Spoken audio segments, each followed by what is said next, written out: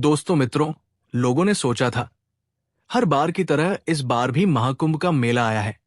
इसमें कुछ खास नहीं, लेकिन ये महाकुंभ तो एक 144 साल बाद आया था और संतों से भरे इस मेले में कुछ चमत्कार ना हो, ये हो ही नहीं सकता था।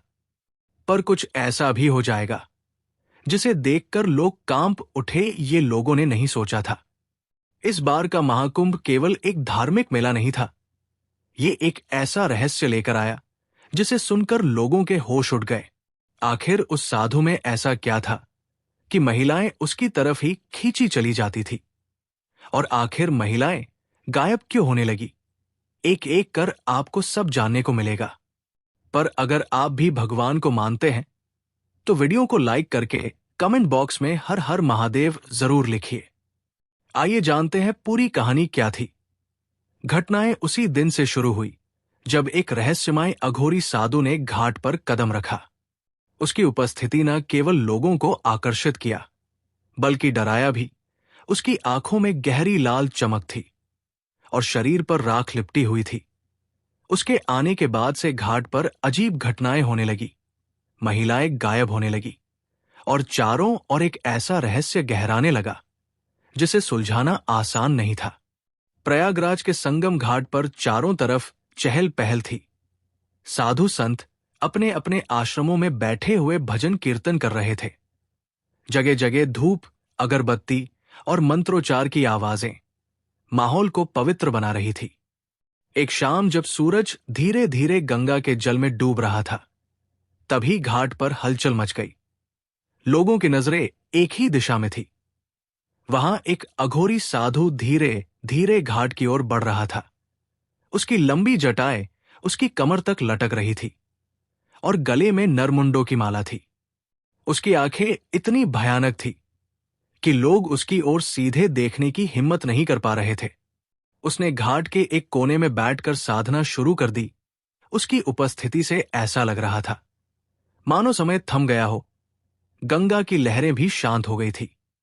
वहां उपस्थित लोगों को ऐसा महसूस हो रहा था जैसे किसी अदृश्य शक्ति ने उन्हें जकड़ लिया हो।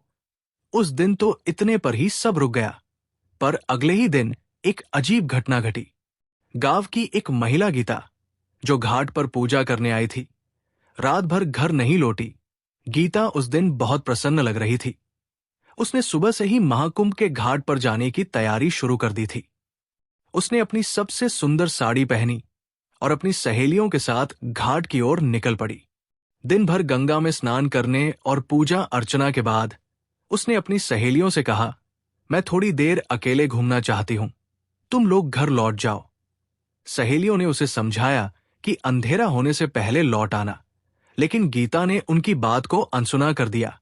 शाम ढलने लगी और गीता घाट के किनारे बैठे उस अघोरी साधु की ओर आकर्षित हो गई। वो न चाहते हुए भी उसके पास खींचती चली गई। उसके पास पहुंचकर उसने देखा कि साधु अपनी गहरी लाल आंखों से उसे घूर रहा है। वो कुछ बोल नहीं पाया। उसकी आंखें मानो किसी सम्मोहन का जाल बिछा रही थी। मुझे तुम्हारे अंदर एक विशेष ऊर्जा दिखती है, साधु ने गहरे स्वर में कहा। गीता चुपचाप खड़ी रही। उसके कदम जड़ हो गए। तभी साधु ने अपना त्रिशूल उठाया और उसके चारों ओर एक घेरा खींच दिया। अचानक गीता की चीखों से घाट का सन्नाटा टूट गया। वहां मौजूद कुछ लोगों ने देखा, लेकिन डर के मारे वे उसकी मदद के लिए आगे नहीं बढ़ पाए। गीता की चीखें धीरे धीरे थम गई। उसके बाद वो अघोरी के साथ गंगा के पास बने अंधेरे जंगल की ओर चली गई। अगले दिन सुबह जब गीता घर नहीं लौटी तो उसके परिवार वालों ने उसे ढूंढना शुरू किया। उसकी मां घाट पर रोते हुए लोगों से पूछती रही, क्या किसी ने मेरी गीता को देखा है? वो कल शाम यहां आई थी। कुछ लोगों ने बताया कि उन्होंने गीता को साधु के पास जाते देखा था, लेकिन उसके बाद क्या हुआ ये कोई नहीं जानता। गीता का पति रमेश पुलिस थाने पहुंचा। वो घबराए हुए स्वरण में बोला, मेरी पत्नी कल शाम से गायब है। कुछ लोगों ने उसे उस अघोरी के पास जाते हुए देखा था। पुलिस ने उसकी बात को गंभीरता से नहीं लिया। उन्होंने इसे सामान्य गुमशुदगी का मामला समझकर टाल दिया। लेकिन रमेश को यकीन था कि उसकी पत्नी के गायब होने के पीछे वही अघोरी साधु है।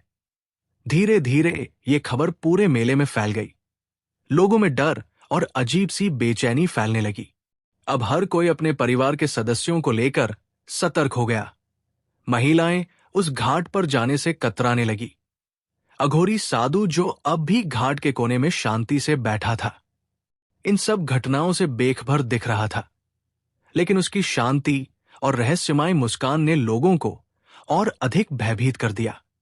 घाट पर अब हर कोई उसे संदेह भरी नजरों से देख रहा था। गीता के गायब होने की ये घटना महज एक शुरुआत थी, लेकिन ये आने वाले भयानक रहस्यों का संकेत थी, जो धीरे धीरे पूरी तरह उजागर होने वाले थे। महाकुंभ में महिलाओं के गायब होने की खबर पुलिस प्रशासन तक पहुंची। मामले की गंभीरता को देखते हुए जिले के सबसे तेज तरार इंस्पेक्टर वीरेंद्र राणा को वहां भेजा गया। वीरेंद्र एक ईमानदार और बहादुर अफसर था, जो अंधविश्वास पर विश्वास नहीं करता था।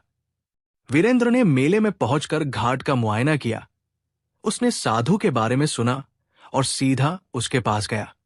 आप कौन हैं और यहां क्या कर रहे हैं? वीरेंद्र ने सख्ती से पूछा। साधु ने अपनी लाल आंखें खोली और धीरे से कहा, मैं वही हूं जो इस संसार को चलाता है। तुम मुझे समझ नहीं पाओगे, मुझसे दूर रहो। वीरेंद्र ने उसे धमकी दी कि अगर तुम यहां से नहीं गए तो मैं तुम्हें गिरफ्तार कर लूंगा। साधु ने उसकी ओर देखा और मुस्कुराते हुए कहा, तुम मुझे नहीं हटा सकते, मेरी शक्तियों को चुनौती मत दो। वीरेंद्र की धमकी के बाद भी साधु टस से मस नहीं हुआ। उसने एक गहरी सांस ली और अपनी आंखें बंद कर ली। कुछ पल बाद उसने अपना त्रिशूल उठाया और जोर से धरती पर मारा। उस प्रहार से गंगा के शांत पानी में अचानक उथल पुथल मच गई। ऐसा लगा मानो नदी ने अपनी गति को रोककर क्रोध में उफान मारा हो। आसमान में काले बादल छा गए और बिजली चमकने लगे। घाट पर उपस्थित लोग चीखने चिल्लाने लगे। किसी ने ऐसी घटना पहले कभी नहीं देखी थी। गंगा के पानी में एक भयानक भ्रम बनने लगा। लोग डर से घाट छोड़कर भागने लगे।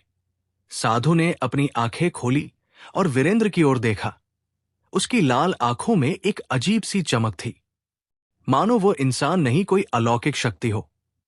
उसने गहरे स्वर में कहा, मैंने कहा था मेरी शक्तियों को चुनौती मत दो।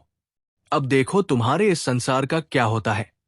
अचानक घाट पर मौजूद कुछ महिलाएं बेहोश होकर गिर पड़ी। उनकी सांसें चल रही थी, लेकिन वे जैसे किसी गहरी नींद में चली गई थी। वीरेंद्र और उसकी टीम ये देखकर हक्के बक्के रह गए। ये क्या कर रहे हो तुम? वीरेंद्र गुस्से में चिल्लाया। साधु मुस्कुराया आया और कहा, यह केवल शुरुआत है। उसने त्रिशूल को घुमाया और एक मंत्र पढ़ा। बेहोश महिलाएं उठीं और एक कतार में चलने लगी। वे सभी गंगा की ओर बढ़ रही थी, मानो किसी अदृश्य शक्ति के नियंत्रण में हो। वीरेंद्र ने अपने सिपाहियों को आदेश दिया, उन महिलाओं को रोको। सिपाही दौड़ाकर महिलाओं के पास गए, लेकिन जैसे ही उन्होंने उन्हें रोकने की कोशिश की, एक अदृश्य दीवार ने उन्हें पीछे फेंक दिया। वीरेंद्र ने खुद आगे बढ़ने की कोशिश की, लेकिन वो भी उस दीवार से टकराकर पीछे गिर पड़ा। साधु ने एक भयानक हंसी के साथ कहा, इस संसार के नियम मेरे हाथ में है। तुम केवल एक नश्वर हो, मुझे रोकने की हिम्मत मत करो। घाट पर उपस्थित लोगों ने ये सब देखा और डर के मारे भागने लगे। गंगा का पानी अब लाल रंग में बदलने लगा था। वीरेंद्र राणा अब साधु की शक्तियों और उसके उद्देश्य को समझने के लिए दृढ़ थे। उन्होंने गंगा तट के आसपास छानबीन शुरू की और घाट पर मौजूद बुजुर्गों और ज्ञानी साधुओं से उस रहस्यमयी अघोरी के बारे में पूछताछ की। एक वृद्ध संत जो वर्षों से गंगा के किनारे तपस्या कर रहे थे, उन्होंने धीरे धीरे कहा, वो साधु कोई सामान्य व्यक्ति नहीं है। उसे अघोर पंथ की प्राचीनतम शिक्षा प्राप्त है। वो महाकाल अग्नि सिद्धि का साधक है, एक ऐसी साधना जो आत्मा और प्रकृति के सबसे अंधकारमय पहलू को जागृत कर सकती है। ये साधना उसे धरती और जल दोनों पर शासन करने की शक्ति देती है। गंगा के लाल होने का कारण उसकी यही शक्ति है।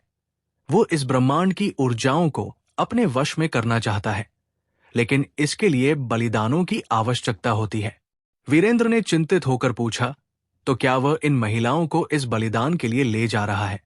संत ने सिर हिलाते हुए कहा, हाँ, और यदि ये अनुष्ठान पूरा हो गया तो वो इतना शक्तिशाली बन जाएगा कि उसे कोई रोक नहीं सकेगा। त्रिलोक में अराजकता फैल जाएगी। उसे रोकने के लिए समय कम है। साधु की शक्तियां किसी साधारण अघोरी से बहुत आगे थी। उसने वर्षों तक हिमालय की कंदराओं में साधना की थी, जहां उसने आत्मा और प्रकृति की सबसे रहस्यमयी ऊर्जा को साधा। उसकी कुछ प्रमुख शक्तियां थी, जैसे प्राकृतिक तत्वों पर नियंत्रण, जैसे पानी, हवा और अग्नि को अपनी इच्छा से नियंत्रित कर सकता था। गंगा का लाल होना और भंवर का उठना उसकी इसी शक्ति का परिणाम था। मनोवैज्ञानिक सम्मोहन उसकी लाल आंखें किसी को भी सम्मोहित कर सकती थी, और वो लोगों के मन और शरीर को अपने वश में कर लेता था। त्रिशूल की दिव्य शक्ति, उसका त्रिशूल केवल एक हथियार नहीं था, बल्कि उसमें ब्रह्मवादिया ऊर्जा संग्रहित थी। वो इसे धरती पर मारकर ऊर्जा तरंगे उत्पन्न कर सकता था। भूत प्रेतों और आत्माओं का नियंत्रण, वो अधूरी आत्माओं को अपने अधीन कर उन्हें अपने कामों के लिए इस्तेमाल करता था। काल चक्र का आह्वान, वो समय को नियंत्रित कर सकता था। उसका एक विशेष मंत्र समय को धीमा या तेज करने में सक्षम था। साधु का उद्देश्य केवल शक्ति प्राप्त करना नहीं था। वो एक प्राचीन पांडुलिपि की खोज में था, जिसमें महाकाल यज्ञ का रहस्य लिखा था। ये यज्ञ उसे अमरता और अनंत शक्तियां प्रदान कर सकता था। इसके लिए उसे 7 पवित्र आत्माओं की आवश्यकता थी, जिनमें गीता जैसी महिलाएं चुनी गई थी। वीरेंद्र ने तय किया कि उसे साधु की शक्तियों का सामना करने के लिए उसकी कमजोरी का पता लगाना होगा। उसने संत से पूछा, क्या उसकी शक्तियों का कोई तोड़ है? संत ने कहा, हां, उसकी सबसे बड़ी ताकत उसकी सबसे बड़ी कमजोरी भी है। उसका त्रिशूल ही उसकी शक्ति का स्रोत है। यदि त्रिशूल को उससे अलग कर दिया जाए तो उसकी शक्तियां कमजोर हो जाएंगी। लेकिन ऐसा करना बहुत जोखिम भरा है, क्योंकि त्रिशूल के पास पहुंचना भी आसान नहीं है। जो कोई इसे छूने की कोशिश करता है वो जलकर राख हो जाता है। वीरेंद्र ने संत के साथ मिलकर योजना बनाई। वो जानता था कि अकेले लड़ना संभव नहीं है, इसलिए उसने घाट के अन्य साधुओं और तपस्वियों से सहायता मांगी। संतों ने तय किया कि गंगा किनारे सामूहिक रूप से हवन और मंत्रोच्चार किया जाएगा, जिससे घाट पर सकारात्मक ऊर्जा फैले और अघोरी की शक्तियां कमजोर पड़े। गंगा का पानी और अधिक लाल हो गया। साधु ने अपने त्रिशूल को उठाया और हवा में घुमाया। एक तेज रोशनी का गोला बन गया, जो सीधा घाट पर मौजूद हवन स्थल की ओर बढ़ा। घाट पर संतों और तपस्वियों ने वीरेंद्र के नेतृत्व में हवन शुरू कर दिया। चारों ओर मंत्रोच्चार की गूंज फैल गई, जिससे घाट का वातावरण सकारात्मक ऊर्जा से भरने लगा। साधु को यह एहसास हो गया कि उसका साम्राज्य खतरे में है। उसने अपने आंखें बंद की और गहरे स्वर में एक मंत्र पढ़ा। त्रिशूल से उठे ऊर्जा ने हवन स्थल को अपना निशाना बनाया था, लेकिन संतों के मंत्रों की शक्ति ने उस ऊर्जा को रोक दिया। साधु के चेहरे पर गुस्से की लकीरें उभर आई। उसने अपने हाथ से राख उठाई और उसे गंगा की ओर फेंक दिया। उस राख के गिरते ही गंगा के पानी से प्रेतों का एक झुंड निकल आया। ये प्रेत हवा में तैरते हुए हवन स्थल की ओर बढ़ने लगे। वीरेंद्र और उसकी टीम ने हिम्मत नहीं हारी। वीरेंद्र ने अपने सिपाहियों को आदेश दिया, तुम लोग हवन स्थल की सुरक्षा करो, मैं साधु की ओर जाता हूं। वीरेंद्र ने अपनी बंदूक उठाई और साधु की ओर बढ़ा। साधु ने अपनी लाल आंखें खोलकर उसकी ओर देखा और मुस्कुराते हुए कहा, तुम ये युद्ध नहीं जीत सकते। मेरी शक्तियां तुम्हारी कल्पना से परे हैं। वीरेंद्र ने दृढ़ता से कहा, मैं यहां तुम्हारी शक्तियों को चुनौती देने नहीं, तुम्हारे अत्याचार को खत्म करने आया हूं। साधु ने अपना त्रिशूल हवा में घुमाया, जिससे फिर से एक उग्र अग्नि गोला वीरेंद्र की ओर बढ़ा। वीरेंद्र ने अपने त्वरित बुद्धि से एक किनारे छलांग लगाई और उस हमले से बच गया। उसने साधु के चारों ओर बने राख के घेरे को देखा। वो समझ गया कि ये घेरा उसकी ऊर्जा को बनाए रखने का स्रोत है। वीरेंद्र ने अपनी चालाकी से एक पत्थर उठाया और घेरा तोड़ने की कोशिश की। जैसे ही वो पत्थर घेरा पार करता, एक अदृश्य दीवार ने उसे वापस उछाल दिया। साधु ने हंसते हुए कहा, तुम ये साधारण तरीकों से नहीं कर सकते। मेरा घेरा केवल दिव्या शक्ति से टूटेगा। उसी समय संतों ने वीरेंद्र को आवाज लगाई, घेरा तोड़ने का एकमात्र तरीका उसके त्रिशूल को छूना है, लेकिन वो त्रिशूल केवल पवित्र जल से ही कमजोर होगा। गंगा के प्राचीन मंदिर से लाया गया जल ही इस शक्ति से वंचित कर सकता है। वीरेंद्र ने संत के एक शिष्य को कहा, तुम मंदिर जाओ और वह जल लाओ, तब तक मैं साधु का ध्यान भटकाता हूं। वीरेंद्र ने अपनी चालाकी से साधु को उकसाना शुरू किया, अगर तुम्हारी शक्ति इतनी महान है तो तुम्हें मुझे हराने के लिए इन भूत प्रेतों की आवश्यकता क्यों पड़ी? साधु उसकी बातों में आ गया। उसने त्रिशूल से दूसरी दिशा में प्रहार किया, जिससे वीरेंद्र को उसके घेरे के करीब जाने का मौका मिल गया। कुछ ही देर में शिष्य पवित्र जल लेकर लौट आया। वीरेंद्र ने झट से जल लिया और त्रिशूल की ओर दौड़ा।